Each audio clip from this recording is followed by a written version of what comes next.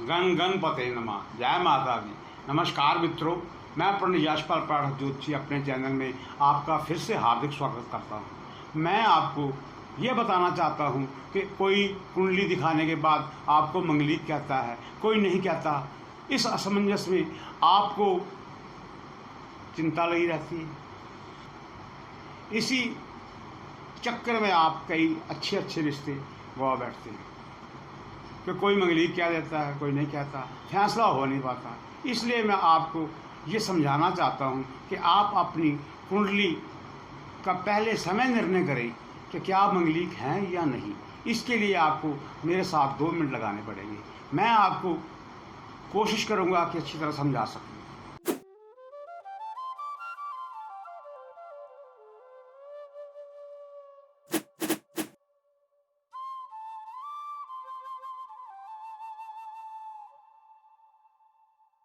जैसे जन्म कुंडली में ये 12 भाव होते हैं, ये एंटी क्लॉकवाइज ऐसे चलते हैं।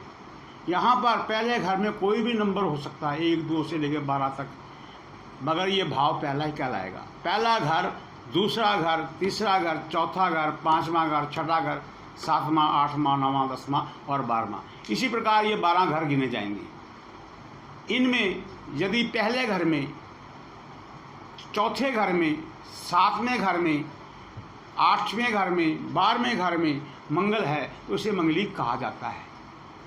लेकिन यदि उसी कुंडली में इन 4 घरों में, केंद्रों में राहु केतु हों तो भौम दोष अपने आप ही कट जाता है। या मंगल और राहु की युति हो तो भी भौम दोष समाप्त हो जाता है।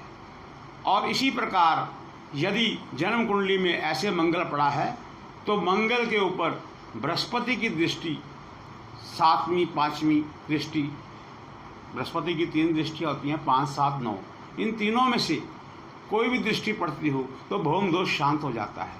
अथवा मंगल और बृहस्पति की युति कुंडली में हो तो भी भौम दोष शांत हो जाता है।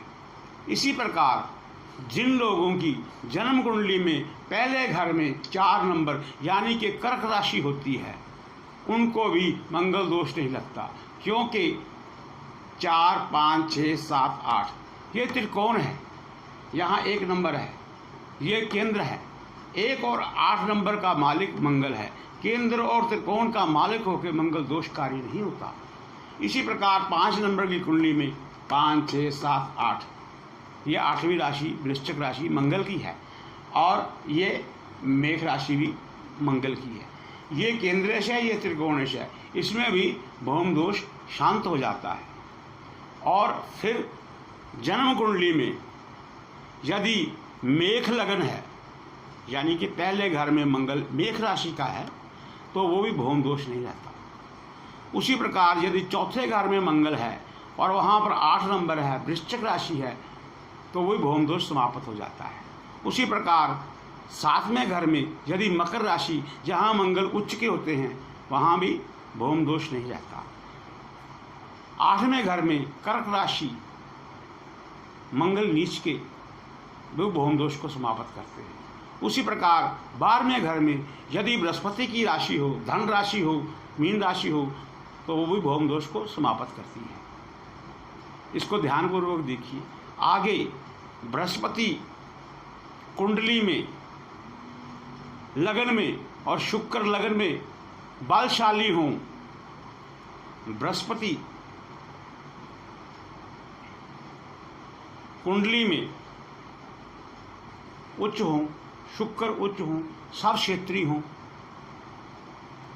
मंगल नीच का हो, उच्च का हो, वक्री हो, शत्रु क्षेत्रीय हो तो भी भौम दोष को समाप्त करता है। इसी प्रकार जन्म कुंडली में जब ये मंगल दोष को स्वयं समाप्त कर देते हैं तो फिर भी उसके बावजूद यदि आपको कोई मंगलिक कहता है या मंगल दोष समाप्त नहीं होता तो आपको मंगलिक से या नॉन मंगलिक से किससे शादी करनी है उसका फैसला करने के लिए भी आपको दूसरी कुंडली देखनी पड़ेगी। जैसे कि लड़के की कुंडली में मंगल दोष पड़ गया तो लड़की की कुंडली में तीसरे भाव में, छठे भाव में और 11वें भाव में यदि सूरज, मंगल, शनि, राहु और केतु हैं, इनमें से कोई भी ग्रह किसी भी घर में इन तीनों में हो तो वो भी भौम दोष को शांत करता है। उसी प्रकार लड़की की कुंडली में हो तो लड़के की कुंडली में ऐसा हो तो वो भी भौम दोष शांत होता है। उसके बावजूद यदि इसी प्रकार मंगल दोष लग गया लड़की को या लड़के को किसी को, तो दूसरी कुंडली यानी कि शनिश्चरी कुंडली हो, जैसे पहले घर में, चौथे में, 7वें, 8वें और 12वें में शनि हो, तो इसे शनिश्चरी कुंडली कहते हैं। जिस लड़के की कुंडली में मंगल दोष है तो लड़की शनिश्चरी हो तो भी भौम दोष समाप्त हो जाता है।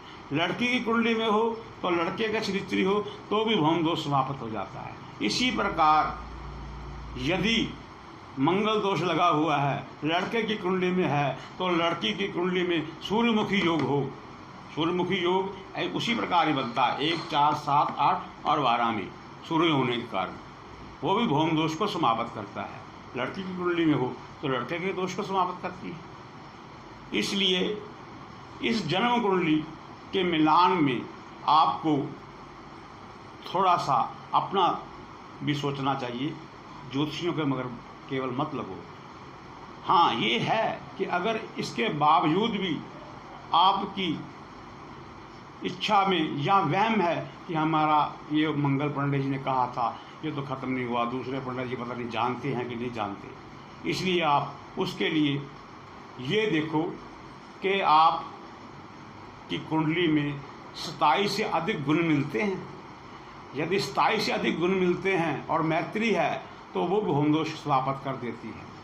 फिर मंगल का दोष 28 साल तक ज़्यादा प्रबल होता है और यदि शादी में 28 से ऊपर समय हो गया है तो वो भौम दोष को समाप्त करता है।